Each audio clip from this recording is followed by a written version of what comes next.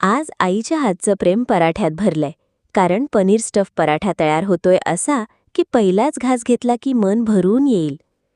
पनीर पराठ्याची अशी चव जी लहानपणाची आठवण करून देईल. नमस्कार, मी यशोदा. आज माझ्या स्वयंपाकघरातून सुटतोय साजूक तुपाचा सुवास.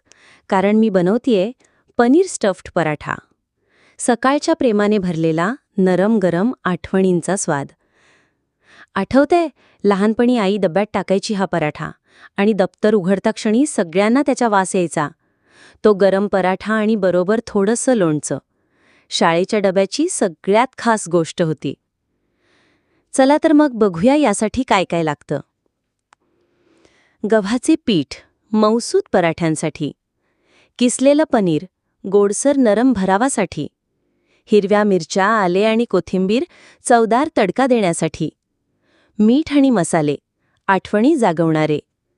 साजूक तूप खरंखुरं आईचं प्रेम. गरम तव्यावर तूप टाकून खरपूस भाजा हे पराठे. आणि प्रत्येक घासात अनुभव घ्या आठवणींचा, प्रेमाचा आणि घरच्या चवांचा. पनीर स्टफ्ड पराठा म्हणजे फक्त नाश्ता नाही, तो आईच्या हातातली माया आहे आणि शाळेच्या डब्याचं गोड गुपित. संपूर्ण रेसिपी पहा फक्त foodibunny.blogspot.com. तुमच्याकडे असा पराठा कोण बनवतं? कमेंट करा, शेअर करा आणि फूडी बनी सोबत घरचं प्रेम पुन्हा जगा.